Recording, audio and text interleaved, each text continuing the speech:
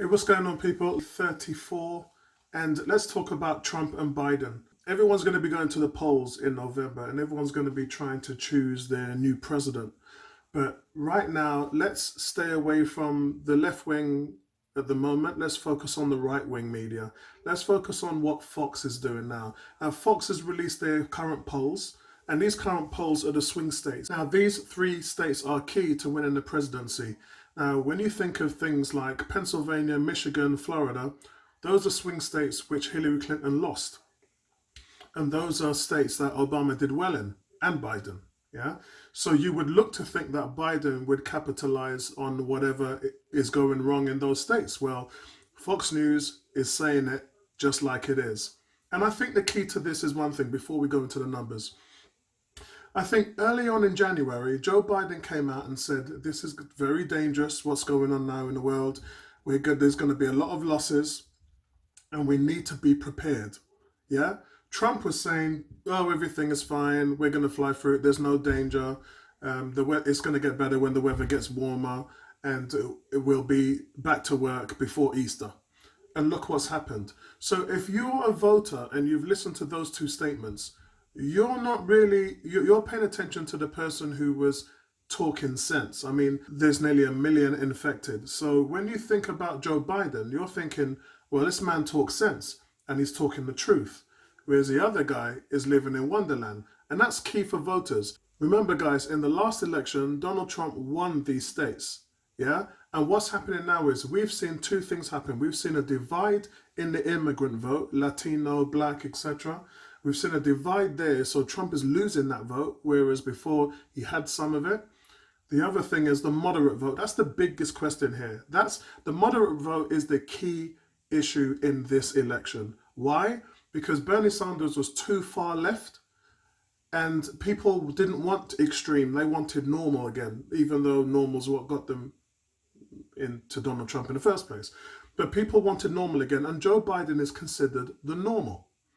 Now, that is the moderate vote. The moderate vote, the swing voters, the ones that are, yeah, should I go left, should I go right? They're not hardcore. They're not hardcore far left or they're not hardcore far right. These are people who don't mind what's going on as long as the policy shows where they need to be in terms of their work, their business, etc. And health, education, housing. These are the people that aren't stuck on certain voters or parties. So here we are in a situation where the moderate vote notoriously is what gave Donald Trump his victory in those states. And remember, Hillary still won the popular vote. She had 3 million more voters.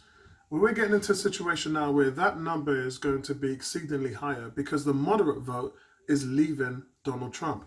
And the only vote that he seems to be hanging on to is the far right.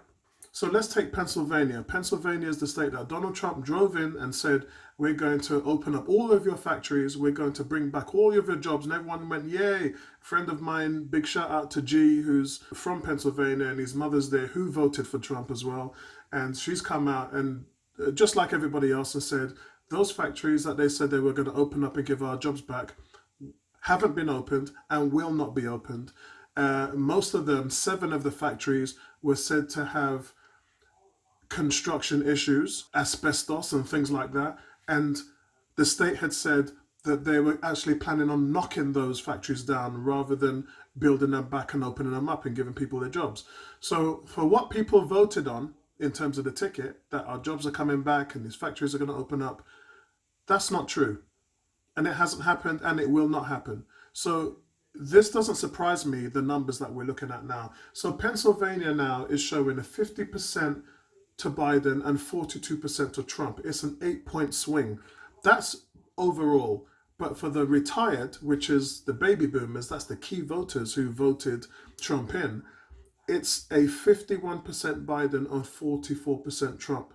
So that's a 7-point swing. That's huge because, again, Trump won that. Remember, these are Fox News polls. These aren't nothing to do with any of the other channels whatsoever. This is Fox News polls, yeah?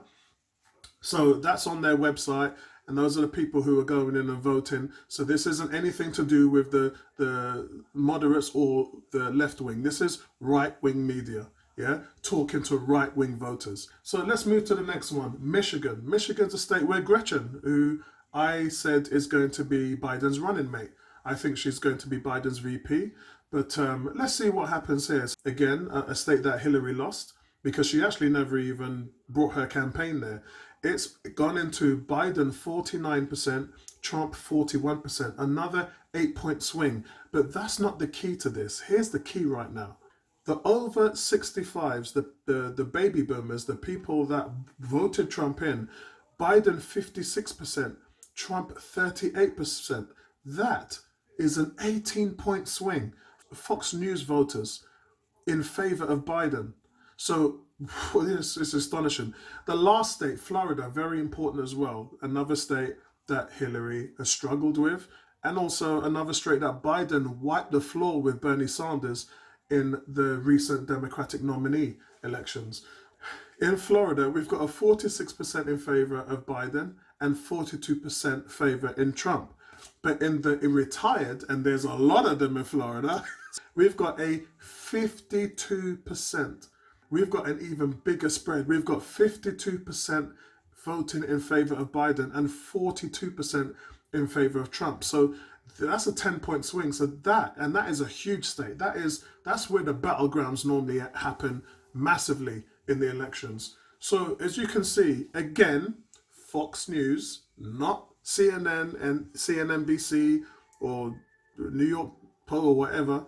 This is Fox News polls, and this is talking to right-wing media, and they don't want Trump in. They've seen enough. Their vote looks like it's going to Biden.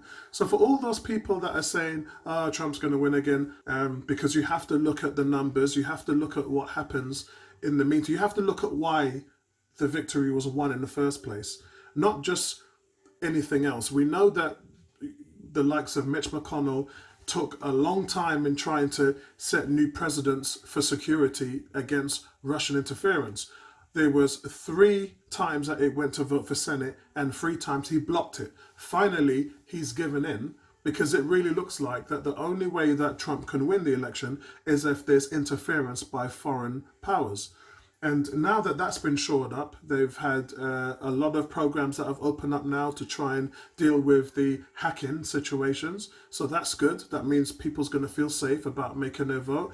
Now, for me, the only thing they have to crack is how are you going to vote?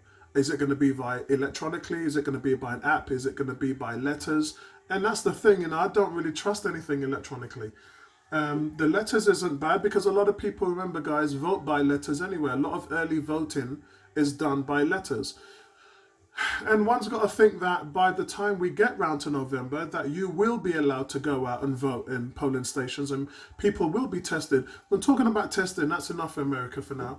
Talk about testing now. The UK now is rolling out these stop gaps for people to be tested. So the army are going out over 160 sites now and take swabs of firefighters, NHS workers, people in essential businesses. The army now, as from today, will be able to set up stop points around the country where they'll be able to test those people and the results will be given in 48 hours.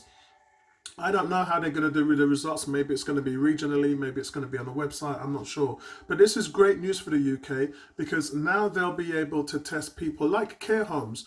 Many of the care homes that we have, over 62 of them, none of the people have been tested. In 62 care homes around London, none of the staff has been tested. Now, from today, we found out that those people will be able to be tested in the next 72 hours. So this is great news, guys. This is fantastic news. And I think that this will go a long way into stepping up. I mean, the amount of people that's been tested in the UK has been one of the lowest in the world. And I think now we'll be able to try to hit that 100,000 a day target. I don't think we will, but I think it would be plausible to say that we'll be able to increase the testing tenfold of what it's been now. And one of the other things that came out today is Dyson, who we know was working on a ventilator for the NHS, have been told that the ventilators are no longer needed. Now, in my opinion, that's for 2 reasons. One, because the urgency was there and they couldn't really wait for somebody to build a ventilator. So they've actually gone out to other countries to source them in. Plus, the Tesla and the Mercedes F1 team ventilators were already shipped about 3 weeks ago. So because all of that stuff's been happening, and Mercedes have been working overtime to facilitate the needs of the NHS, they have pretty much got a lot of ventilators that have been sent through on import and within the country of other companies that are chipping in and pulling their weight as well. So guys, a lot of things, and this is what I'm talking about, you know, flattening the curve. The numbers are stabilized and starting to drop. The PPEs are starting to come through in abundance. So now we're starting to get stock. The testing is starting to improve on a daily basis now. And the lack of needs for new ventilators are starting to wane. So that's 5 things, guys. It's really good news. No Hydra today. So it's really good news, very positive news. And I think that this goes a long way into saying that, remember, furlough is 3 months. That date is on the 1st of June. We're still 5 weeks away from that. So I think things look really good. Remember, we originally talked about some people saying 2 weeks, 3 weeks. I stuck on 3 months. I said this thing is going to be 3 months. It's going to be 12 weeks because that's how long it's going to take in order to facilitate all the changes that we need to make sure that the people in the UK are safe. I can't talk about America right now because those people are rushing to get on the road, rushing to get back into businesses. But I think the UK, I know they had an 80% package for businesses. I think that will have to, there's going to be some leeway that needs to happen here because UK businesses are buckling. They are strained at the moment. And a lot of those businesses, while these loan packages are out, a lot of those businesses have not needed to ever take a loan. And you're asking businesses now to bank their future on a loan. And they don't really want to do that. They just want to get back to work in a timely fashion. So I think that's something where they might struggle there. I don't really think that the package at the moment for businesses is good enough to ensure that those businesses are going to stay healthy through this process. So I would worry a little bit there. And look, we know that alcohol and food sales are up. We know that clothing and everything sales are down 38%. And look, and that's because half of the time we're buying things that we don't need with money that we don't have. So I don't really feel sorry for those places at the moment. And a lot of these places are online. So guys, that's it from me. And listen, look after yourself. Things are going to get better, guys. We've got 5 weeks to fix this thing and to ensure that people are tested, people are clean, clear, especially in key workers and essential workers. We are going to get there. 5 weeks is enough time for us to get everything done. It's more than enough time to get everything done. So listen, guys, brighter days ahead. Hashtag stay home. Hashtag with me. Peace. I'm out.